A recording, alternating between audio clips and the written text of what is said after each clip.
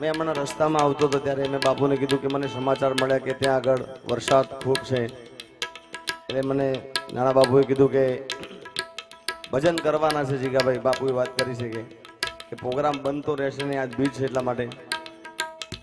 મને ખબર નથી કે આવડો મોટો બાપુ મારા મધ્ય ભજન થતા હશે, બાકી મને આટલી ખ્યાલ નથી કે અહીંયા આગળ આવો મોટો મેળો ભરાતો હશે. અને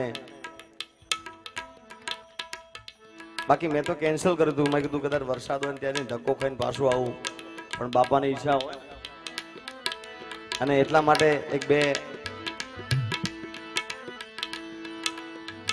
मुझे मेरी मस्ती कहाँ लेके आई, मुझे मेरी मस्ती कहाँ लेके आई, जहाँ मेरे